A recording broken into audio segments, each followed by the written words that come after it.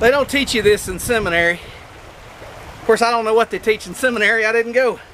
But I know it wasn't this. Hey, it's the preacher. And I'm here at the church. And I got a problem, a beaver problem. I got to do something about it. So today we're going to tear out all of their dam works.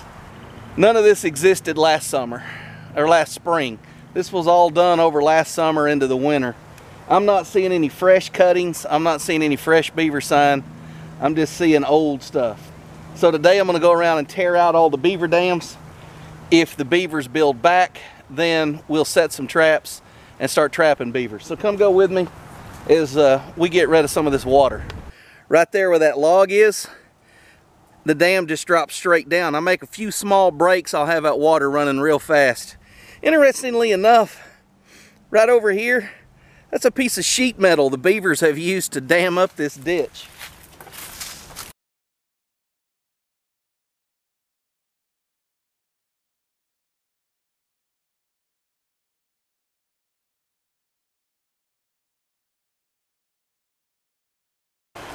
All right, let's take a minute.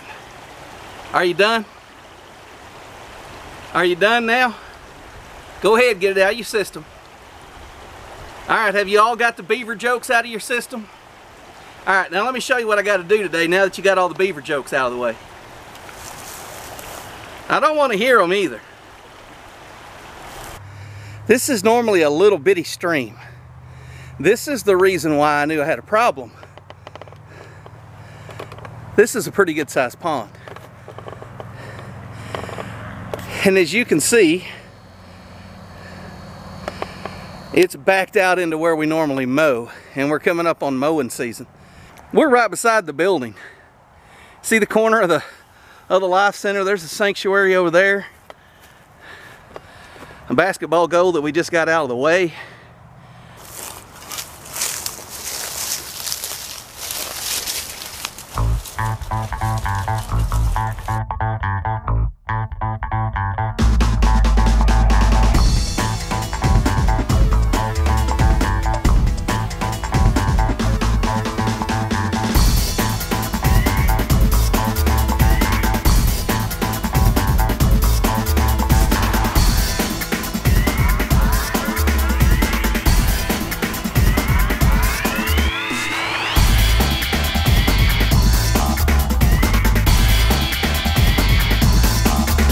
There's where it goes through the dam. I don't know if you can tell how deep that is, but it's a little ways up the label. So we've lowered it a foot, 14 inches. I'm a man of brute strength and maybe rotten wood. No, I didn't break it leaning on it. I broke it tearing out the dam. All right, here's the deal. We came down here the other day and we knocked on the door. Hey, is anybody home? I tore out all these little dams up through here, just enough to let them know we were here and see if they were there. And none of the smaller dams got built back. They were all just pretty much the way I left them 2 days later. But this bigger upper dam has been built back. It was time to stomp their eggs and burn their nest. So as you can tell, the water is drastically lower because I tore us a severe hole in that dam this time around.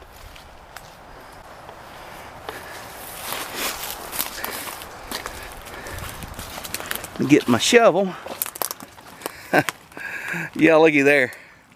That water is about 2 foot lower than it was and still draining good. See, the plan is this. We want these things moving. A beaver doesn't have to do anything. If he's got wood in his den, he can just sit in his den and eat his stash. We want him to get out and go to work and be busy as a beaver, because the busier he is, the more likely he is to cross through one of my conibears, and that'll be the end of him.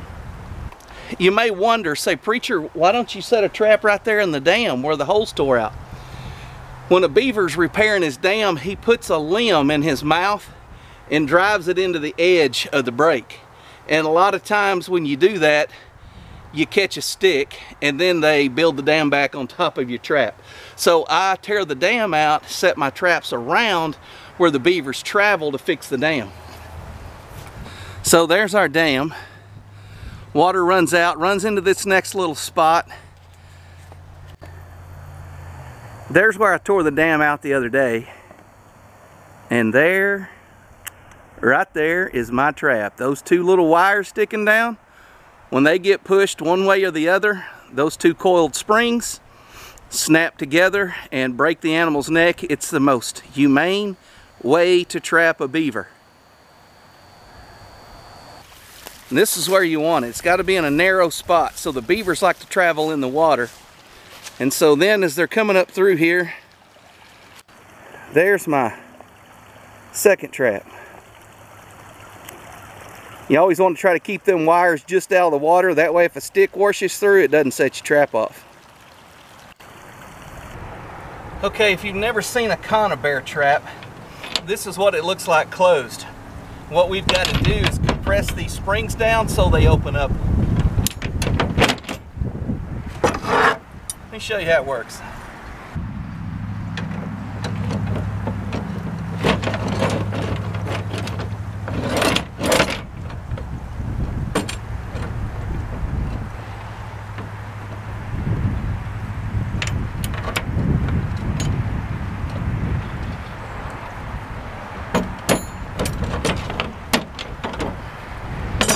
And once you break it over, you've got some safety latches there to keep it from springing back on you.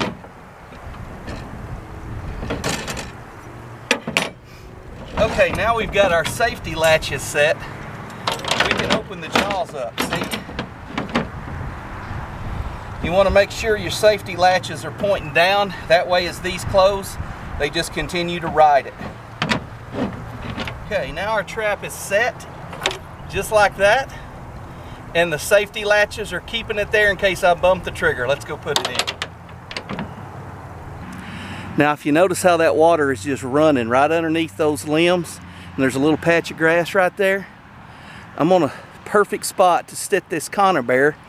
That way if the beaver's coming up this ditch, he's going to have to go right through there naturally. He's been going through there his whole life. Tonight his lights get turned out. Now, if you'll notice that stick that's laying across the top here, where's it at? Right there. That's keeping the trap from tilting and the beaver pushing it down or pushing it out of the way. The smaller stick on the left-hand side is keeping the trap from swiveling.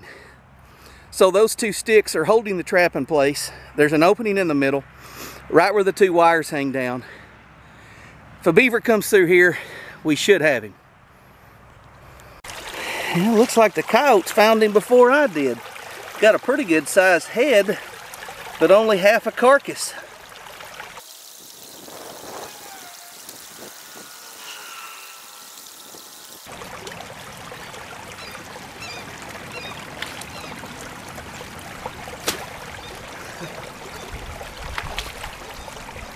I know it's kind of muddy.